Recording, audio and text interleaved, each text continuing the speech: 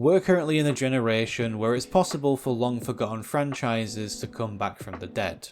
Franchises such as Dead Rising, Metroid Prime, and Dead Space, just to name a few, have been given new life in the form of a remaster or a full-blown remake.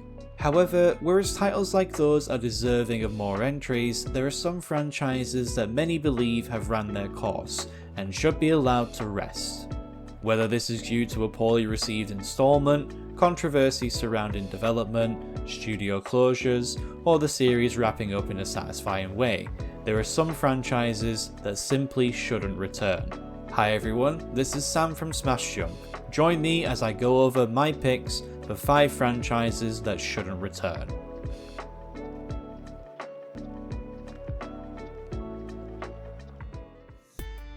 Assassin's Creed has been Ubisoft's milk machine for decades.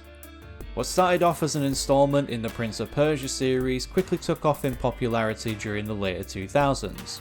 Players were enthralled with stunning period settings with a ton of history to learn, memorable characters such as Ezio and Altair, and gameplay that was satisfying despite the typical Ubisoft fluff. However, over the past couple of decades, players have started to become disenfranchised with the once acclaimed series.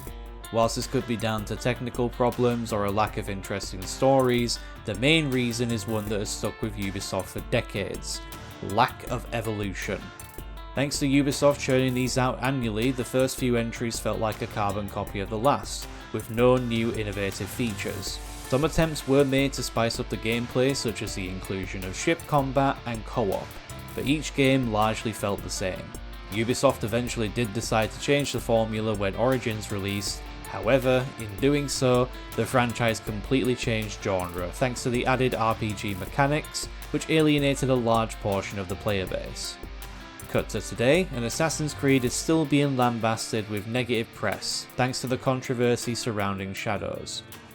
It seems like this franchise can't catch a break, and whilst it's unlikely that Ubisoft will let the series die quietly, it might be for the best that Assassin's Creed's battered corpse is finally put out of its misery. However, recent events after Shadow's release seem to point in a different direction. There was a time when Saints Row was standing side by side with GTA as the kings of open world crime simulators. However, awful decisions made by the developers since arguably Saints Row III's release has seen this franchise wither and decay slowly over time. For starters, the striking tonal shift from Saints Row 2 to the third angered a lot of the fans. Gone was the gritty street gang feel of the first 2 games, and in its wake was a wacky, over-the-top title filled with a lot of style but little substance. When it came time for the 4th entry, the developers doubled down on Saints Row's zany new look and added superpowers, aliens, and your character being the President of the United States. The final nail in the coffin came in the form of the 2022 reboot. Despite appearing to go back to the series' roots, the game offered a bare-bones experience that felt so far removed from Saints Row than the 3rd or 4th installments ever did. Thanks to the reboot's failure and the developer shutting its doors in 2023, it's unlikely that we'll ever see the series return. All we can do now is pour out a 40 ounce and remember the homies we lost along the way. Unlike other games on this list, Uncharted has only gotten stronger with every new entry. Drake's fortune laid the foundation for the series whilst also introducing us to the iconic characters like Nathan Drake, Elena Fisher, and Victor Goddamn Sullivan. However, Among Thieves was when the series really took off and showed the world that Uncharted was a franchise with a lot of potential. The hot streak continued with the 3rd and 4th entry and continued to improve the gameplay and story. It looked like there was no stopping Uncharted. However, the 4th entry made it abundantly clear that this was Drake's last outing. I mean, the title is literally a thief's end. The ending to Uncharted 4 was a perfect way to wrap everything up nicely. Nathan Drake has finally left his treasure hunting ways behind him and is now a family man. His journey has come full circle. The argument could be said that Uncharted doesn't have to die with Drake, and either his daughter or a new cast of characters could take over. But therein lies the problem. Nathan Drake is Uncharted. This was proven in The Lost Legacy, which, albeit is a decent game, pales in comparison to Drake's adventures, and wasn't as memorable compared to the entries featuring the lovable hero. The story of Uncharted isn't about the treasure or the action, but rather the journey of one man realizing that there's more to life than a piece of gold. Whether you like it or not, that journey reached its end, and it should stay that way to avoid tainting a Thief's End's conclusion. But then again, Sony will no doubt find a way to bring it back to life. Here's to another remaster coming soon to a PS5 near you.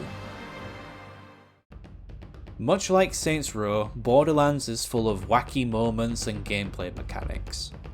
The series that boasted an absurd amount of guns for you to find and use was nothing short of a ton of fun. The first, second, and the pre-sequel kept the spirit of the franchise going by adding more guns, more loot, and an absolute incredible villain in the form of Handsome Jack. However, when it was time for Borderlands 3 to release, it marked the beginning of the franchise's downfall. Whilst many agree that the gunplay is solid, the post-game is severely lacking in content, and whatever content it did have is universally despised by fans. On top of that, the story was poor in comparison to Borderlands 2, with terribly written villains and cringy dialogue that amounted to nothing but toilet humour. The same can also be said about the spin-off game New Tales from the Borderlands and the poorly received movie that came out last year. The main reoccurring factor in Borderlands' downward spiral seems to be the writing staff, who can't seem to recapture the same magic that the early entries had.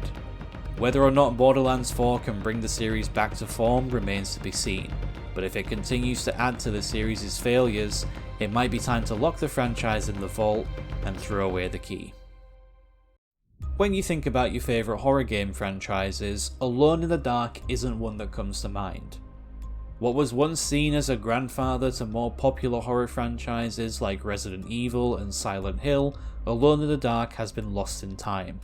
However, game publishers keep attempting to revive this franchise with not one, but 2 reboots. The first attempt came in the form of the 2008 reboot of Alone in the Dark, a then modern take of the franchise that was designed to be edgy and cool. Instead, it was a glitchy mess with 3 different control schemes for the melee, exploration and gunplay, and incredibly broken car physics. Not to mention the absurd, hilarious story with some of the most out-of-pocket dialogue in video games. Despite all of these problems, the reboot was a financial success. However, there wouldn't be any new entries in the franchise until the second reboot attempt. The 2024 reboot looked promising. A star-studded cast featuring David Harbour and Jodie Comer, a reimagining of the 1992 classic, and the lead writer was Mikhail Hedberg, who worked on Soma and Amnesia: The Dark Descent. Unfortunately, the 2024 reboot was no better, and received a lot of mixed reviews from critics. Complaints stemmed from the uninspired gameplay that does little to change the formula, simple puzzles, and once again a plethora of glitches. Unlike the 2008 reboot, this time it wasn't a financial success, and has hopefully confirmed to the publishers that nobody really cares about this franchise anymore. After 2 failed attempts to revitalise this franchise for a new generation, it may finally be time for Alone in the Dark to stay in the dark. Those are our picks for 5 franchises that shouldn't return. Do you agree with our picks? Do you have any franchises that shouldn't return of your own? Let us know in the comments below, and be sure to subscribe to Smash Jump for more awesome content.